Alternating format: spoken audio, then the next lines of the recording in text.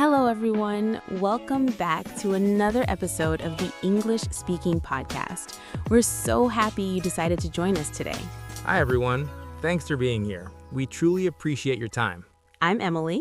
And I'm Jack. And together, we help you practice natural English that you can actually use in your daily life. Not just textbook English, but real conversations. Exactly. English that sounds natural at work, at school, with friends, or even when you're traveling.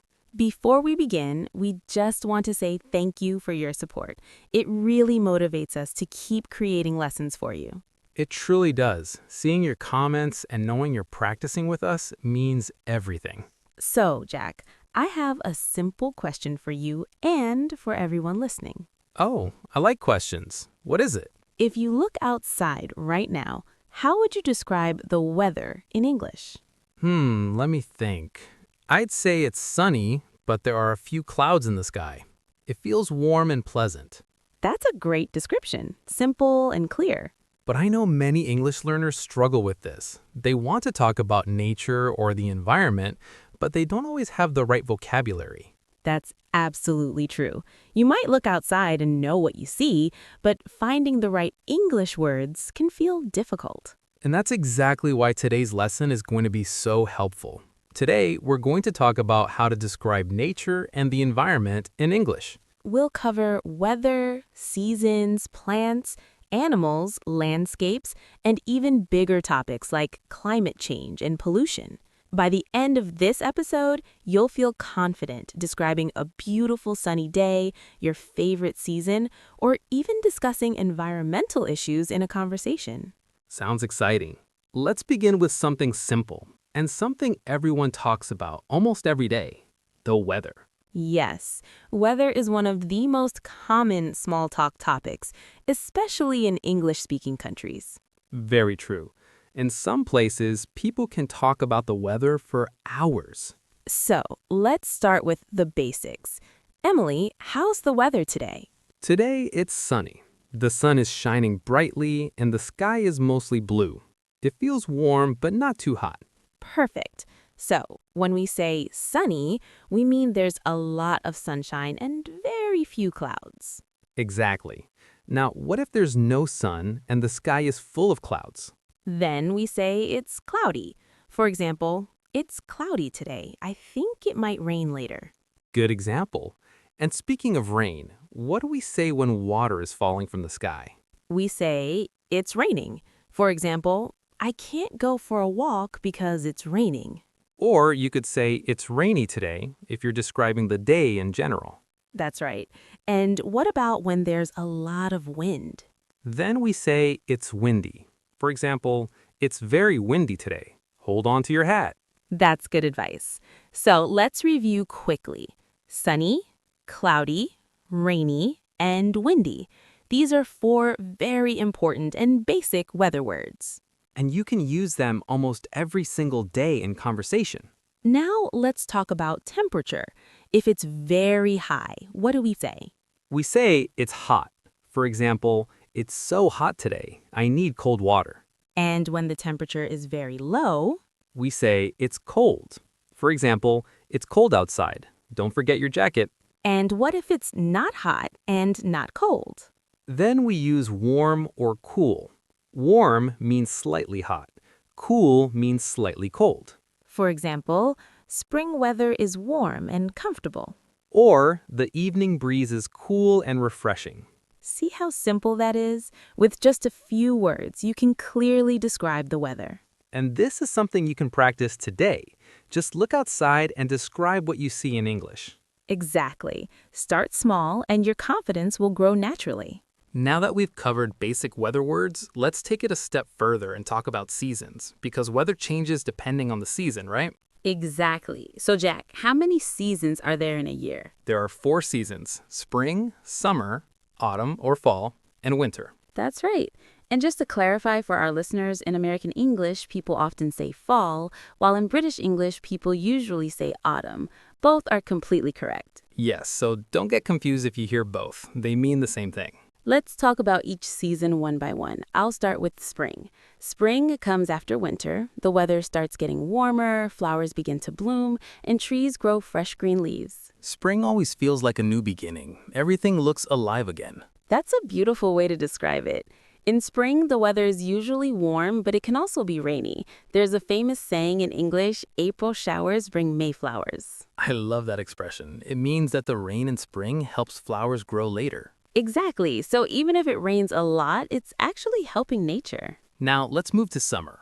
Summer comes after spring, and it's usually the hottest season of the year. Yes, in summer, the days are longer, the sun sets later, and the weather is often hot and sunny. Many people go to the beach in summer or spend more time outdoors. Students usually have summer vacations, so it's a very popular season. What do you like to do in summer, Emily? I love going hiking or having picnics in the park.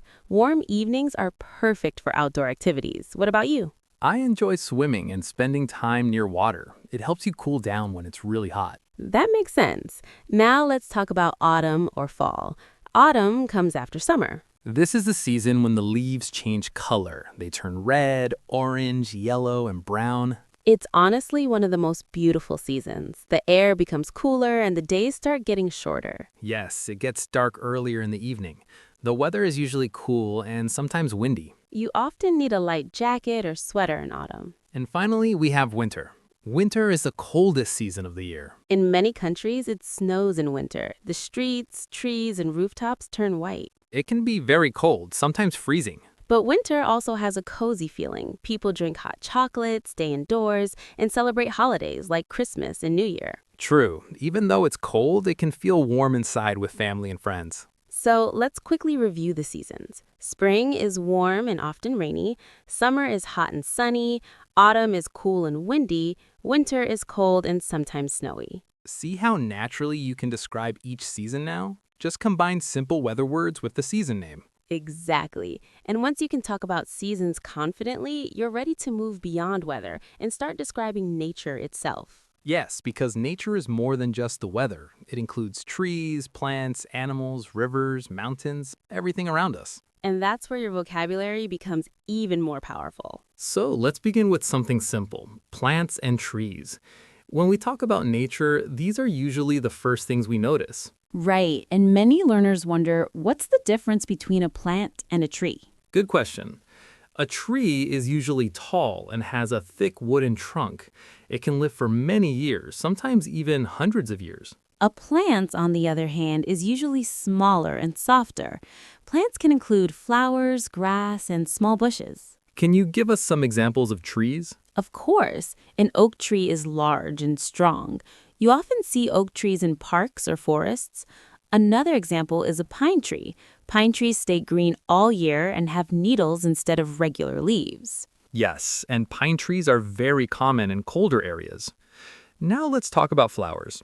A rose is a very popular flower. It smells beautiful, but it has thorns, so you have to be careful. And a sunflower is another great example. Sunflowers are tall, bright yellow, and they turn toward the sun during the day. Flowers add so much color to nature. In spring and summer, gardens are full of them. Now let's move on to animals. When you go to a forest or park, what animals might you see? You might see a deer. Deer are gentle animals that live in forests. They're usually shy and run away quickly if they see people. I once saw a deer while hiking. It was quiet and graceful. It looked at me for a moment and then disappeared into the trees. That sounds magical. In parks, you often see squirrels. They're small, fast, and love to eat nuts. Yes, they run up and down trees and move their tiny hands very quickly when they eat. And what about birds? An eagle is a powerful bird that can fly very high. Eagles have excellent eyesight and are strong hunters. You can also see smaller birds in cities and parks, flying between trees or sitting on rooftops. And even though butterflies aren't birds, they're still a beautiful part of nature. They have colorful wings and often fly around flowers. Nature is full of life. Trees, flowers, animals, birds, insects. There's always something interesting to observe. That's why spending time outdoors is so refreshing. You can relax, breathe fresh air, and notice the small details around you. And now you have the vocabulary to describe what you see. If you go to a park, you can say, I saw tall oak trees, colorful flowers, and a few squirrels running around. Exactly. Simple sentences, but very descriptive. Now let's talk about landscapes, different types of natural places. Yes, because nature isn't just trees and animals. It's also mountains, rivers, oceans, and valleys. I love mountains. They're tall, powerful, and peaceful at the same time. When you stand on top of a mountain, the view is incredible. And between mountains, you often find a valley. A valley is the lower area between two mountains. So mountains are high, valleys are low. Exactly. Now let's talk about water. The ocean is huge and filled with salt water. Some people say the sea instead of the ocean. Yes, and a river is different. A river is fresh water that flows from mountains or hills towards the sea or ocean. Many cities are built near rivers because people need water for drinking, farming, and transportation. And if you live in a city, you probably have a park nearby. A park is a green space with trees and grass where people can relax. You can sit under a tree, have a picnic, read a book, or just enjoy the fresh air. So now we've talked about weather, seasons, plants, animals, and landscapes. You're building a strong vocabulary step by step. And once you're comfortable with these words, you'll be able to describe almost any natural place in English. And once you can describe different natural places, the next step is learning how to express your feelings about them. Because language isn't just about naming things, it's about sharing experiences. That's true. For example, instead of just saying, the mountain is tall, you can say, the mountain looks majestic and breathtaking. I love that word, breathtaking. It means something is so beautiful or impressive that it almost takes your breath away. Yes, and you can use it for many natural places. A breathtaking sunset, a breathtaking view, a breathtaking waterfall. Speaking of sunsets, let's talk about the sky. During the day, the sky is usually blue and bright, but during sunset, it turns orange, pink, red, and even purple. And at night, the sky becomes dark and filled with stars. If you're far from the city, you can see thousands of stars clearly. That's one of my favorite moments, lying on the grass and looking up at the night sky. It feels peaceful and calm. Peaceful is another important word. When something is peaceful, it makes you feel relaxed and quiet inside. Exactly. Nature often feels peaceful because it's away from noise, traffic, and busy streets. In cities, life is usually fast and crowded, but in nature, everything feels slower. You might hear birds singing, leaves rustling in the wind, or water flowing in a river. Let's talk about those sounds. The sound of wind moving through trees is often described as rustling. And when water moves over rocks in a river, we say it's flowing or trickling. If the water falls from a high place, we call it a waterfall. And waterfalls can be very loud, but also very relaxing. Now, let's practice describing a scene together. Imagine you are standing in a forest in autumn. The air is cool and fresh. The leaves on the trees are red, orange, and yellow. Some leaves are falling gently to the ground.